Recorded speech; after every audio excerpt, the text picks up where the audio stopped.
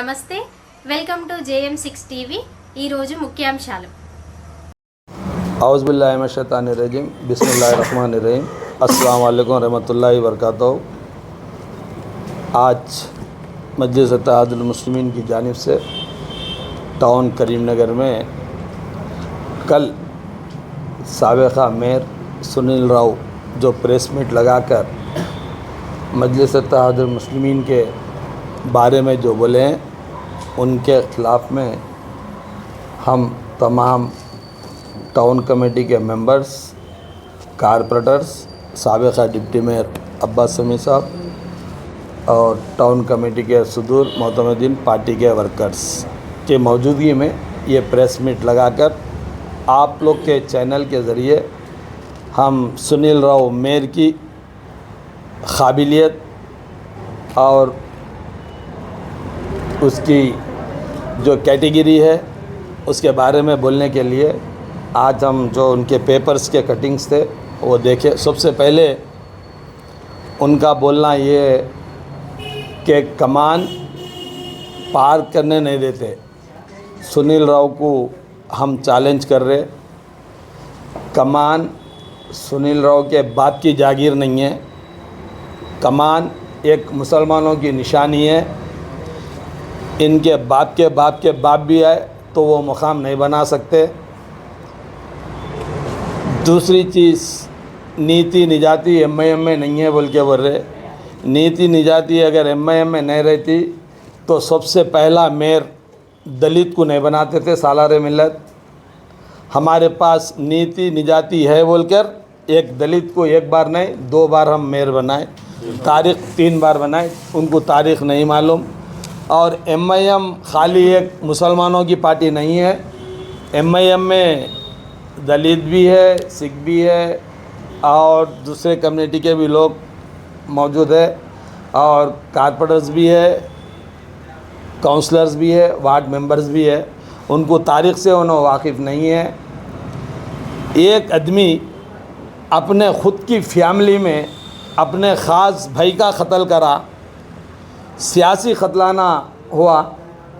जब इलेक्शन में उनका ख़ास भाई इनकी ख़ुद की भावत को ठहरा करना चाह रहा था तो अपनी बीवी को वहाँ ठहरा कर अपने ख़ास भावत को हराए। एक जो अपना ख़ानदानी खून का अपना ख़ास इनके माँ को ख़ुद पैदा हुए सो वाला भाई है। हमारे पास तो अगर वैसा मौक़ूफ़ आया तो हम कुर्बानी देते। अपने भाई को कत्ल करने वाला आज नीति निजाती की बात कर रहा। दूसरी चीज़, हाल ही में जब सत्यनारायण राव साहब यहाँ के मिनिस्टर थे उनको धोखा देने वाली नस्ल है ये। उसके बाद अब के जो मिनिस्टर है पुन्नम प्रभाकर साहब, उनके पैरां पड़े सो ये इलेक्ट्रॉनिक मीडिया और पूरा करीमनगर देखा है जो पैरां पड़ के गंगुला में पुन्नम प्रभाकर के पीछे फिरे सो इन्हों इख्तिदार के भुक्के। कांग्रेस में जब तक थे कांग्रेस वालों के पैरां पड़ के, MSR के पैरां पड़ के, पुन्नम प्रभाकर के पैरां पड़ के आप 10 साल सियासत गुजारे।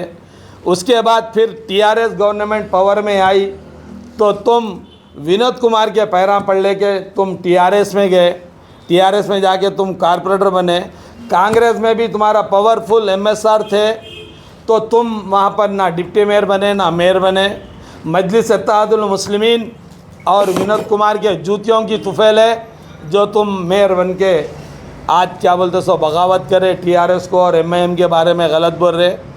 आपके पॉलिटिकली बाप विनोद कुमार साहब को पूछिए, तुम्हारे को मेयर बनाने के लिए TRS का एक बहुत बड़ा ग्रुप खिलाफ करा था और हम खुद बैरिस्टर असदुद्दीन अवीसी साहब को बोलकर विनोद कुमार साहब के बोलने पर तुम्हारे को मेयर का क्या बोलते सो ओहदा दिलाए तो तुम नीति निजाती करने वाले और बोलने वाले हो गए।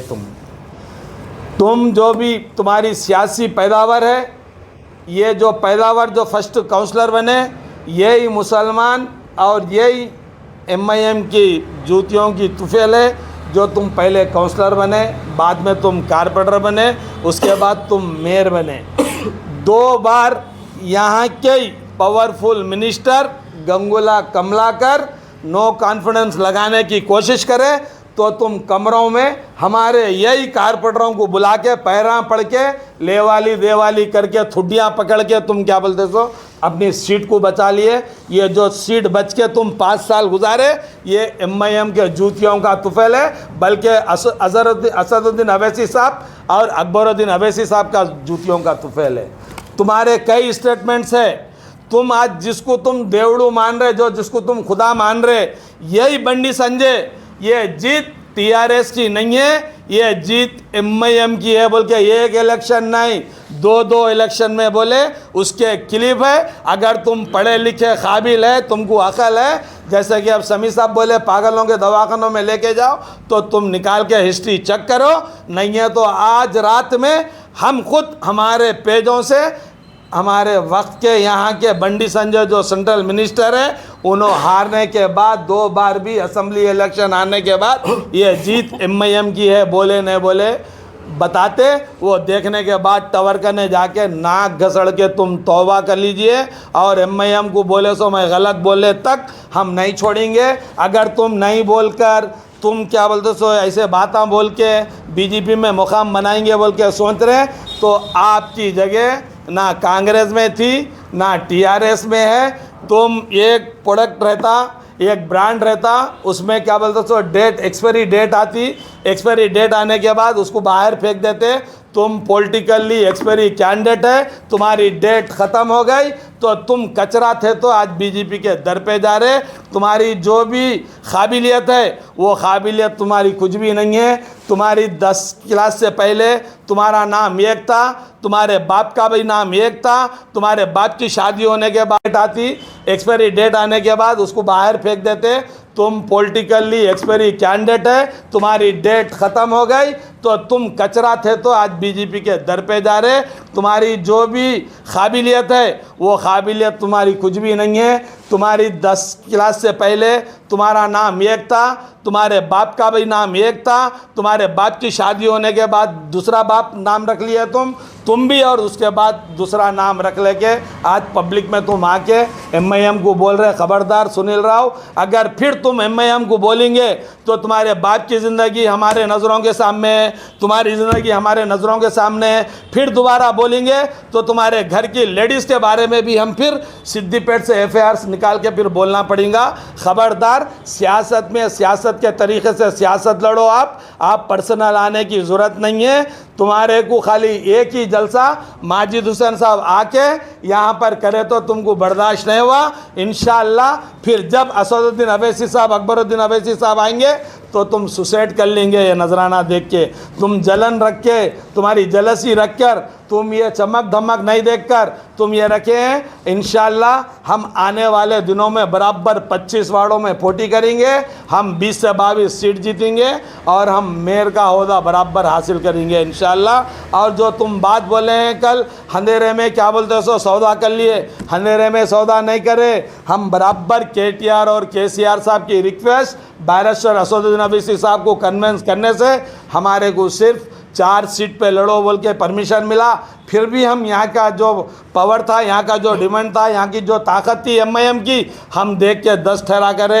10 में से हम क्या बोलते हो 7 जीते, एक 29 वोट से हारे, एक 52 वोट से हारे, एक 52 वोटों से हारे। इंशाल्लाह ये तो 10 जीत रहे प्लस और 10 भी इंशाल्लाह फिर इलेक्शन में जीत के 20 प्लस हम जीत के इंशाल्लाह मेयर बनाएंगे।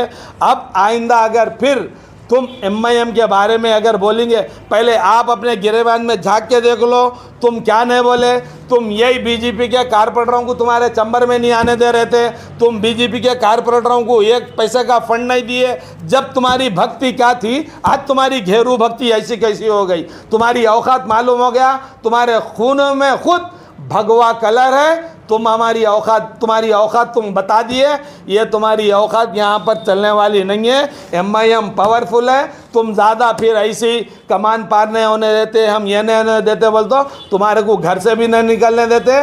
कौन रोकता, हम भी देखेंगे। दलित के एरिया में तुम रह के दलितों के वोटों से जीत रहे। इंशाअल्लाह तुम्हारा यही वजूद मैसम्मा चट्टू के पास से चालू हुआ था। यही मैसम्मा चट्टू खाने से हमारे दलित भाई, मुस्लिम भाई सब मिलकर तुम्हारे को म्यूनसिपल में भी नहीं जाने देंगे। तुमको अगर चैलेंज है वाकई, तुम्हारे बाप को पैदा हुए, तुम बीजेपी से टिकट लेके ठहरा करो, एमआईएम से बराबर यहाँ से एमआईएम से कैंडिडेट ठहरेगा।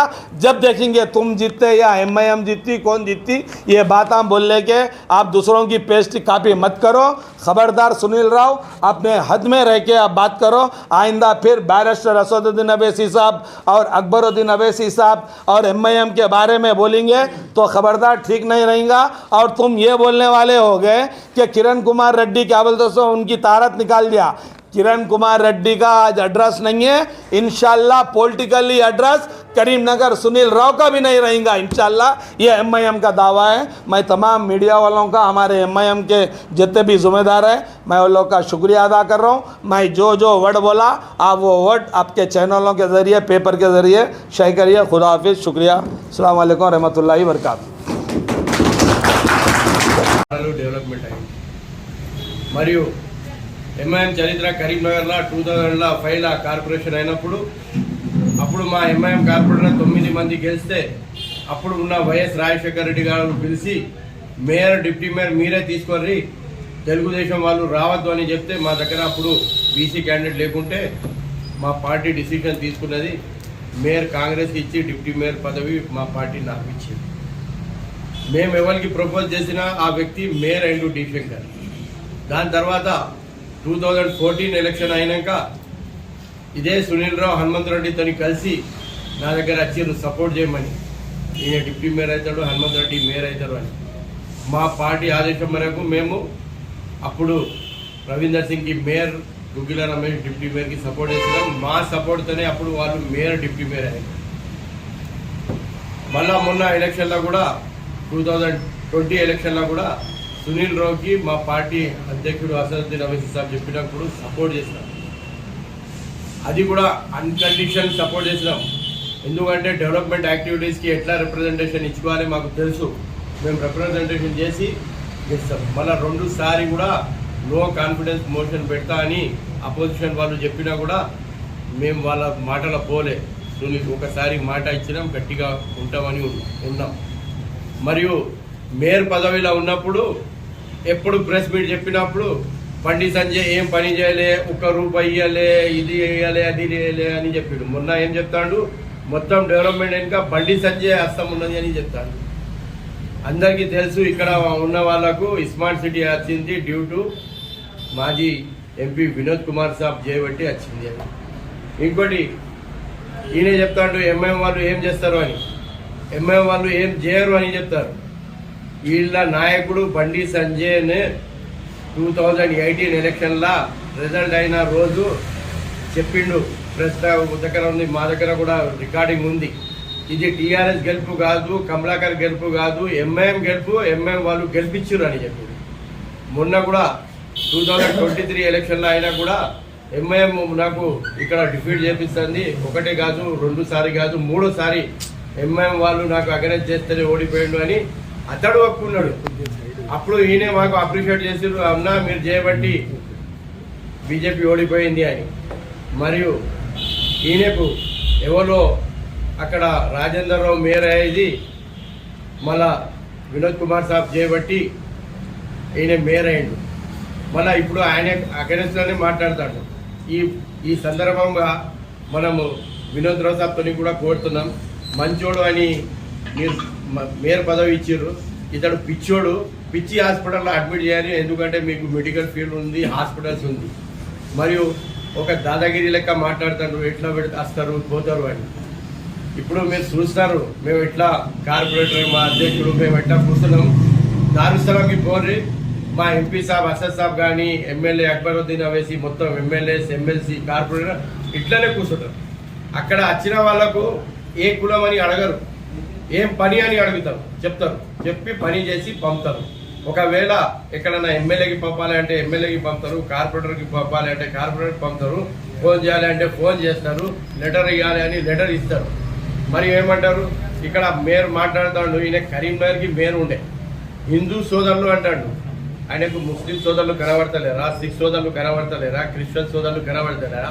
కేవలం అప్పుడు మా పార్టీ సెక్యులర్ పార్టీ మేము అందరికీ కలిసి మెలిసి పోతామని చెప్పి ఉన్నాయనే ఇవాళ ఒకటేసారి కలర్ చేంజ్ చేసిండు. అవకాశవాది. ఎందుకంటే ఈయనకు 2014 ఎలక్షన్లా వీళ్ళ అన్న భార్యకి టికెట్ ఇస్తే అన్న భార్య అగెనెస్ట్లా కాంటెస్ట్ చేశారు. అన్నకి మోసం చేసినవాడు పబ్లిక్కి మోసం చేయడా? మోసగాడు. మరియు ఆయన నోరు ఈ ఖబర్దార్ అని చెప్తారు, నోరు జాగ్రత్త పెట్టుకొని చెప్పు. కరీంనగర్ తిరగకుండా చేస్తాం మాతో పెట్టుకుంటే. మేము ఎవరి జోలికి పోం. నా జోలికి వస్తే ఎవరికి ఇచ్చిపెట్టేది లేదు. గుండాగిరి దాదాగిరి నడవది అది. ఇది జమ్మూరి కంట్రీ. ఇప్పుడు కరీంనగర్లో అందరు కలిసి మెలిసి ఉండాలి. ఇప్పుడు మా దగ్గర మా దారుస్థలం కానీ మా కార్పొరేటర్ ఆఫీస్ కానీ ఏ కుల మత వాళ్ళని చూడకుండా పనిచేస్తాం. మా వాడకు రాండ్రి, హిందూ సోదరులు ఉన్నారు, దళిత సోదరులు ఉన్నారు, వాళ్ళతో అడగండి. ఎప్పుడు మా వాడలా శానిటరీ వర్కర్ పని చేసే వాళ్ళు కూడా పనికి వస్తే సోఫా మీద కూర్చోబెట్టి మాట్లాడతాం. ఆ మర్యాద మా పార్టీ దగ్గర ఉంది. ఇప్పుడు ప్రతి కమ్యూనిటీ వాళ్ళకు మేము టికెట్ ఇస్తాం. ఇప్పుడు చెప్తాడు ఈ అభివృద్ధి చేస్తారు, ఇది చేస్తారు అంటే అందరికీ తెలుసు ఏం చేసిర్రు అని. అట్టిగా రెచ్చగొట్టి రాజకీయాలు చేయవద్దు. మేము రాజకీయం చేయమని మేము మనుషుల పబ్లిక్ గుండెలో ఉండి పని చేస్తాం. చేసి చూపెడతాం. ఇంకోటి అడుగు పెట్టదు అని చెప్తారు. ఈ గుండాయిజం నడవది. ఈ గుండాయిజము ఏమున్నది? ఏమంటాడు? ఆ దాటి రావద్దు అని చెప్తారు. అది ఏమున్నది? కమాన్ ఎవరు కట్టిర్రు? మనోళ్ళు కట్టిర్రు. మనం ఎప్పుడు చెప్పలే. ఒక కరీంనగర్కి మంచి చూపు కనబడుతుంది. కమాన్ దాటారు అని చెప్తారు. మేము గాజులు తొడగని ఉన్నామా ఏంది? దమ్ముంటే రమ్మను. ఎక్కడంటే ఏ రాత్రి అయినా ఏ డే అయినా మేము పబ్లిక్ సమస్యల గురించి మాట్లాడడానికి సిద్ధంగా ఉన్నాం. పబ్లిక్లా ఎటువంటి కరప్షన్ లేకుండా పని చేసినాం. అతడు ఏమైంది మీకు తెలుస్తుంది. అది బిల్డింగ్లు ఎక్కడ పాత సైకిల్ మోటార్ మీద తిరుగుతూ ఉండే మేయర్ పదవిలా ఎన్ని అపార్ట్మెంట్ ఉన్నారు కరీంనగర్లో కట్టిర్రు. వాళ్ళతో అడగర్రి ఎన్ని పైసలు తీసుకున్నారని. మా ఎంఐఎం కార్పొరేటర్తో ఎవరైనా ఒక్క రూపాయి తీసుకున్నా అని చూపెట్టండి. హానెస్ట్గా పని చేస్తున్నాం. హానెస్ట్గా పని చేసి ప్రజల గుండెలో ఉండే పార్టీ మా పార్టీ ఎంఐఎం పార్టీ. మా పార్టీలో ప్రతి కమ్యూనిటీ వాళ్ళు ఉన్నారు. ఎస్సీస్ ఉన్నారు, బీసీస్ ఉన్నారు, ప్రతి కమ్యూనిటీ వాళ్ళు ఉన్నారు. మేము పని చేసేవాళ్ళు. Work is our identity. పనే మా గుర్తింపు. కానీ నోట్ జాగ్రత్త పెట్టుకో. మళ్ళా ఒకసారి మాట్లాడినా అనుకో, కరీంనగర్లో నువ్వు చెప్పినావుగా, కరీంనగర్లో తిరగకుండా చేస్తాం. మీకు మీ చరిత్ర ఏందో పబ్లిక్లా మొత్తం నా దగ్గర. నేను మున్సిపాలిటీలో 1984 నుంచి ఉన్నా, 95 నుంచి కౌన్సిలర్. మున్సిపాలిటీ చరిత్రలో ఎవరెవరి స్కామ్ ఉన్నది నాకు తెలుసు. ఒకవేళ నీ స్కామ్లు ఏమున్నది చరిత్ర పెడితే రేపు నువ్వు ఇంట్లో నుంచి బయటకుండా వెళ్ళిపోతావు. మళ్ళీ బయట వెళ్ళినా కూడా రాత్రి చీకట ఏమైనా కప్పుకొని వెళ్ళాలి, కానీ బహిరంగ వెళ్ళరాకుండా నీకు చేస్తాం. అబడదా మళ్ళా ఒకసారి అట్లా మాట్లాడినా అనుకో, నీ నడి బజార్లో నీ బట్టలు తీసి ఏం చేయాలి అది చేస్తాం. హెచ్చరిస్తాను.